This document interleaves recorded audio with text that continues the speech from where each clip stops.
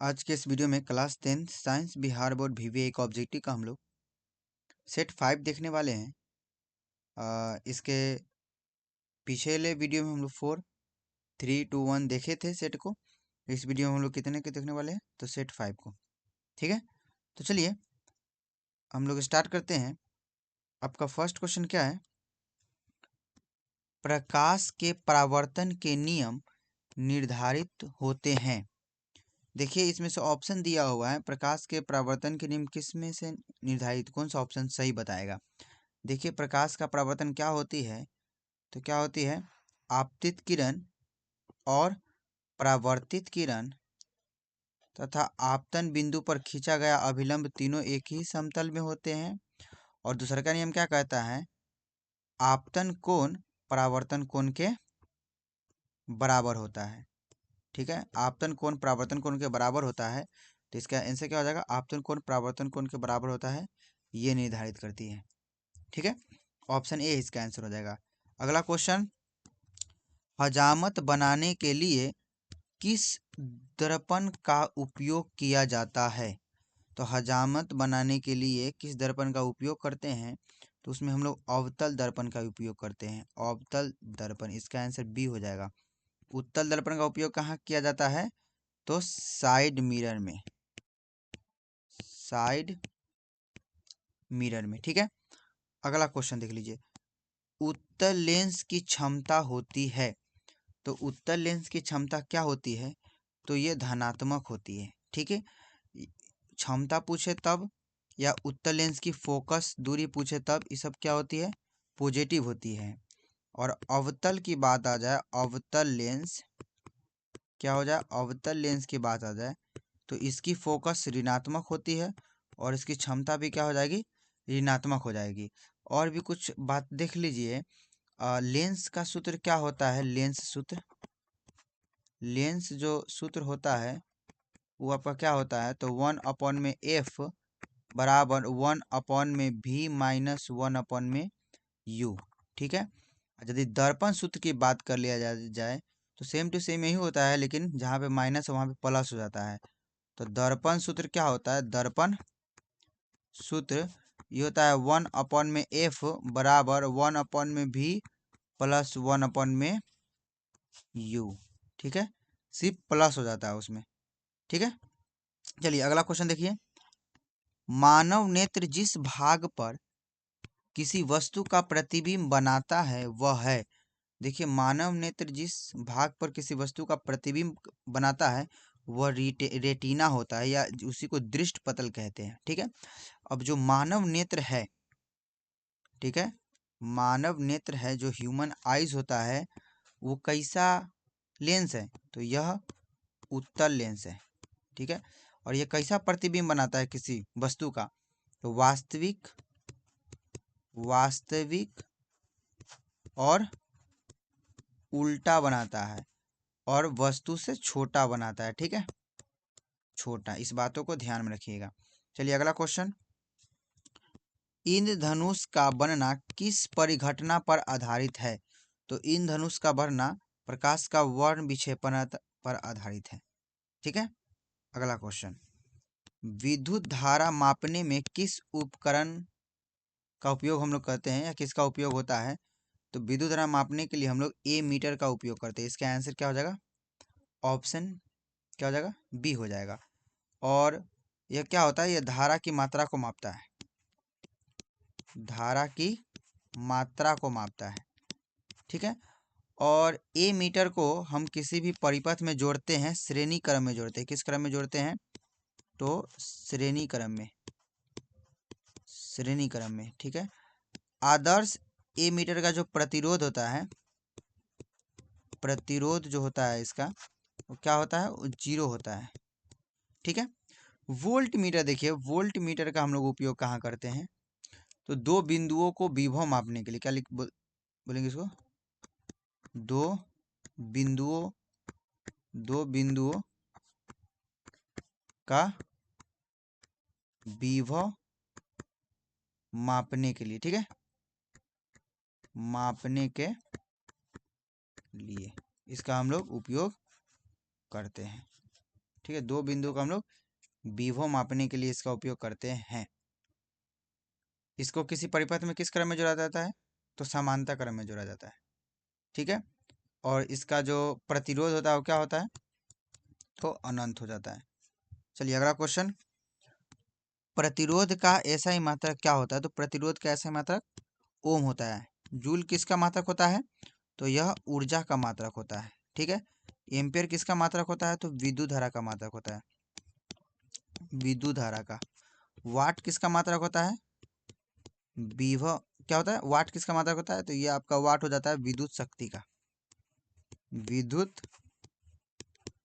शक्ति का मात्रक वाट हो जाता है। चलिए अगला क्वेश्चन देखिए, विद्युत शक्ति का ऐसा ही मात्रक क्या होता है, तो विद्युत शक्ति का ऐसा ही मात्रक क्या हो जाता है, वाट हो जाता है।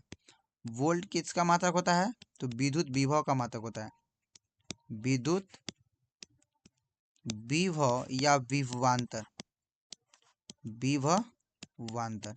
ठीक है, एम्पियर किसका मात्रक होता है, विद्युत धारा का मात्रक हो जाता है एम्पियर। ओम किसका मात्रक होता है, तो प्रतिरोध का मात्रक हो जाता है। ठीक है, चलिए अगला क्वेश्चन देख लीजिए। क्वेश्चन है, नाभिकीय ऊर्जा प्राप्त करने हेतु आवश्यक है, तो जो नाभिकीय ऊर्जा प्राप्त करने के लिए जो आवश्यक होता है वो आपका यूरेनियम हो जाता है। इसका आंसर क्या हो जाएगा, ऑप्शन बी हो जाएगा। अगला क्वेश्चन देखिए, निम्न में से कौन द्रुवल अम्ल है, द्रुवल अम्ल। ठीक है, जो द्रुवल अम्ल क्या होता है ये पहले समझ लीजिए।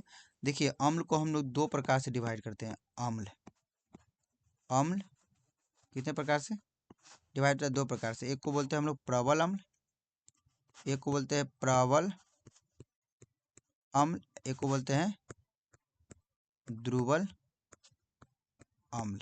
ठीक है, प्रबल अम्ल किसको कहते हैं, तो जो जल में पूर्ण रूप से आयनित हो जाते हैं, पूर्ण रूप से आयनित होकर H+ आयन मुक्त करते हैं। ठीक है, और द्रुवल अम्ल किसको कहते हैं, तो जल में घुलकर आंशिक रूप से या आयनित होकर H+ आयन मुक्त करते हैं या आंशिक रूप से आयनित होते हैं।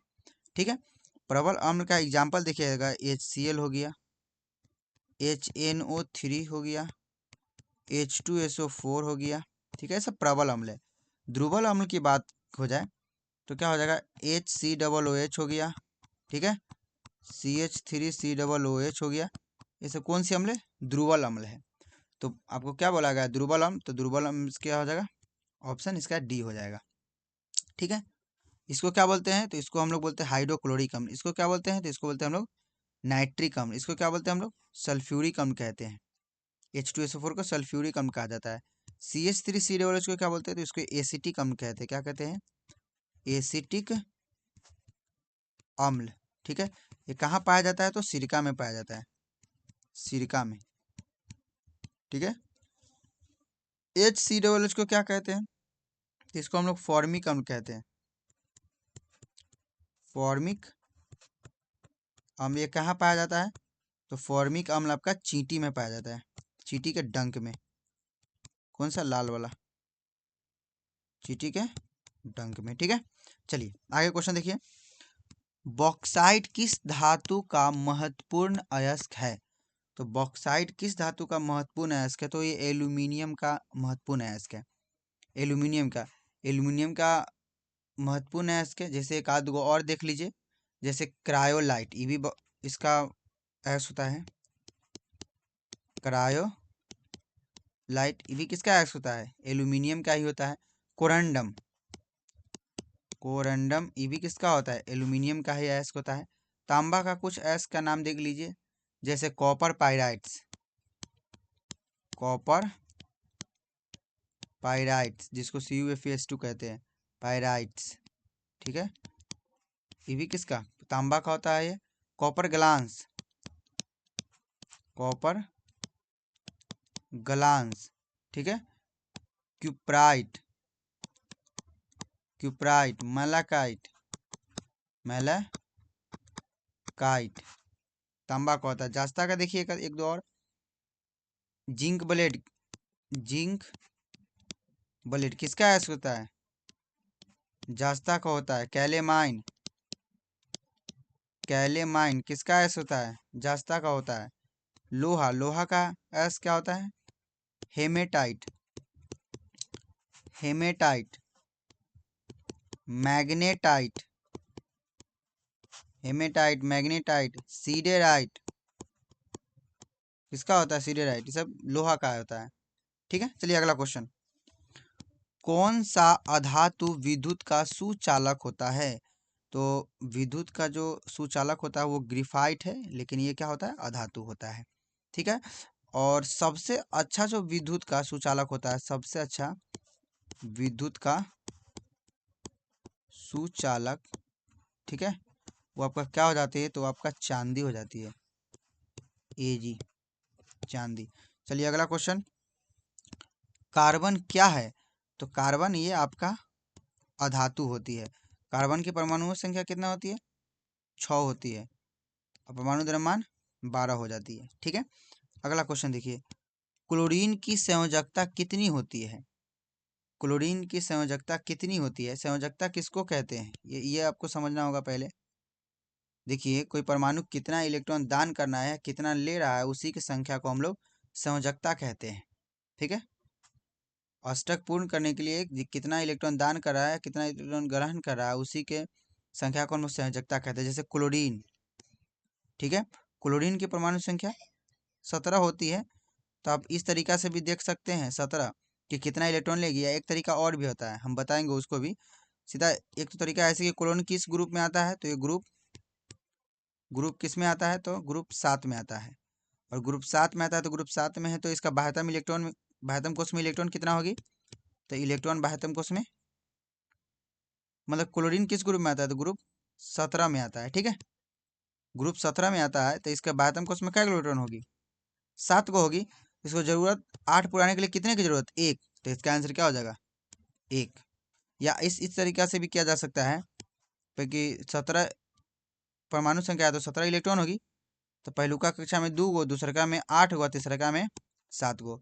तो अंतिम कक्षा में 8 को पुराने के लिए कितने इलेक्ट्रॉन की आवश्यकता होगी? 1 गो। तो इसी कारण से इसकी संयोजकता कितनी हो जाएगी? संयोजकता 1 हो जाएगी। ठीक है। चलिए अगला क्वेश्चन। बेकिंग पाउडर है। बेकिंग पाउडर एक तरह का क्या होता है? तो एक मिश्रण होता है। ठीक है। बेकिंग सोडा में क्या मिलाया जाता है? हम लोग अम्ल मिला देते हैं। ठीक है, टार्ट्रिक अम्ल। तो ये बेकिंग पाउडर उसी को कहते हैं। तो यह एक तरह का मिश्रण होता है। चलिए अगला क्वेश्चन। हीरा एवं ग्रेफाइट कार्बन के क्या है?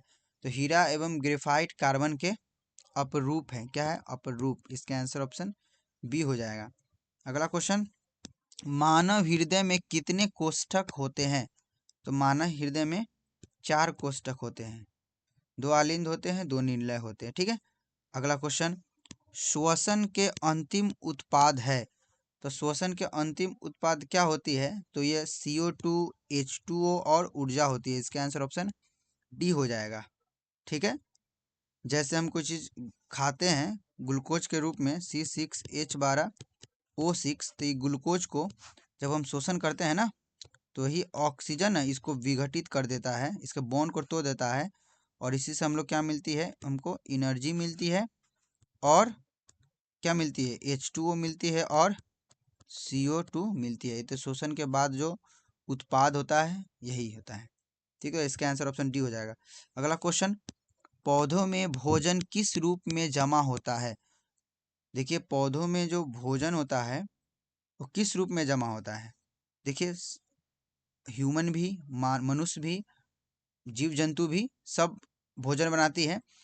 कोई स्वपोषण द्वारा बनाती है, कोई परपोषण द्वारा बनाती है। ठीक है। तो भोजन जो ग्रहण मतलब रूप में जो जमा होती है, भोजन जिस रूप में जमा होती है, किस में? पौधे में। कहने का अर्थ सीधा हुआ कि जिस रूप में ग्लूकोज पौधे में जमा होती है, ठीक है, उसको हम लोग क्या कहते हैं? तो इसको हम लोग स्टार्च कहते हैं। क्या कहते हैं? स्टार्च कहते हैं। यदि यही बात आ जाए ह्यूमन में, मनुष्य में, ठीक है, तो जीवों में, तो इसमें जो क्या होते हैं? तो ग्लाइकोजेन के फॉर्म में, ग्लाइकोजेन के रूप में ग्लूकोज स्टोर होता है। ठीक है। पौधे में ग्लूकोज किस रूप में स्टोर होता है? तो स्टार्च के रूप में, और ह्यूमन में या जंतु में, सॉरी जीव में ग्लाइकोजन के फॉर्म में। चलिए अगला क्वेश्चन, इसका आंसर क्या हो जाएगा? इसका आंसर स्टार्च हो जाएगा। अगला क्वेश्चन देखिए, पीत रस कहाँ से स्रावित होता है? तो पीत रस जो होता है यकृत से, लीवर से स्रावित होता है। इसका आंसर ऑप्शन बी हो जाएगा। अगला क्वेश्चन, मलेरिया उत्पन्न करने वाला मच्छर किस जल में रहता है? मलेरिया उत्पन्न करने वाला मच्छर किस जल में रहता है? तो इसका आंसर क्या हो जाएगा? ऑप्शन बी हो जाएगा, गंदा जल। यही डेंगू पूछ देता है, डेंगू किस जल में रहता है? डेंगू उत्पन्न करने वाला मच्छर, तो ये आपका साफ जल में रहता है। ठीक है, अगला क्वेश्चन, थायरोक्सिन के स्रावन में क्या आवश्यक है? तो थायरोक्सिन के स्रावन में आयोडीन आवश्यक है। इसका आंसर ऑप्शन सी हो जाएगा। अगला क्वेश्चन देखिए, मुकुलन द्वारा प्रजनन किसमें होता है? तो मुकुलन द्वारा प्रजनन ईस्ट में होता है। क्या होता है? ईस्ट में। इसका आंसर ऑप्शन बी हो जाएगा। अमीबा में जो प्रजनन होता है वो किसके द्वारा होता है? तो द्विखंडन के द्वारा होता है। प्लाज्मोडियम में किसके द्वारा होता है? तो इसमें आपका क्या होता है? बहुखंडन द्वारा होता है, बहुखंडन द्वारा होता है। और एक याद कर लीजिएगा, हाइड्रा। ठीक है, हाइड्रा में जो प्रजनन होता है मुकुलन द्वारा होता है, मुकुलन। ठीक है, चलिए अगला क्वेश्चन, पराग कोश में क्या पाए जाते हैं? तो पराग कोश में आपका परागकण पाए जाते हैं। इसका आंसर ऑप्शन सी हो जाएगा। अगला क्वेश्चन, ओजोन परत के क्षय के लिए मुख्य रूप से कौन जिम्मेदार है? तो ओजोन परत कहाँ पाया जाता है? तो स्ट्रेटोस्फीयर में पाया जाता है। इसका सूत्र क्या होता है? O3 होता है। कहने का मतलब 3 गो परमाणु से ओजोन बना होता है। ठीक है, तो ये क्या करता है? तो जो सूर्य से परावैंगनी हानिकारक ये किरणें आती है उसको सोख लेता है, जिससे वो पृथ्वी पर नहीं आ पाती है। ठीक है, तो इसका क्षय हो रहा है, किससे हो रहा है? तो क्लोरोफ्लोरोकार्बन से हो रहा है। इसका आंसर ऑप्शन बी हो जाएगा। अगला क्वेश्चन, सामान्य नेत्र की रेटिना पर बनने वाला प्रतिबिंब होता है। तो जो ह्यूमन की आंख पर जो बनने वाला प्रतिबिंब कैसा होता है? तो वास्तविक और उल्टा होता है। इसका आंसर ऑप्शन बी हो जाएगा। और ह्यूमन आंख का जो लेंस होता है कौन सा लेंस होता है? तो उत्तल लेंस होता है।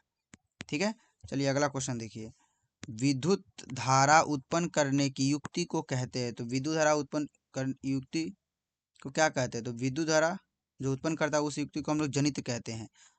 ठीक है, जनित कहते हैं। और धारा की जो मात्रा को मापता है उसे हम लोग एमीटर कहते हैं। अगला क्वेश्चन देखिए, किसी विद्युत या किसी कुंडली का प्रतिरोध ज्ञात करने का सूत्र है।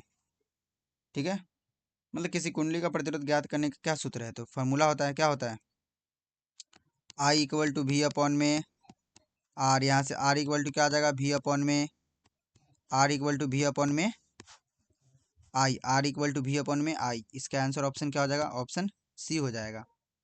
अगला क्वेश्चन, Zn प्लस CuSO4 से बन रहा है ZnSO4 प्लस Cu, मतलब जिंक कॉपर सल्फेट से अभिक्रिया करके ZnSO4 मतलब जिंक सल्फेट बना रहा है, कॉपर अलग हो जा रहा है। देखिए क्या हो रहा है कि जिंक जो है ये यहाँ से कॉपर को विस्थापित कर देती है और वहाँ जुड़ जाती है।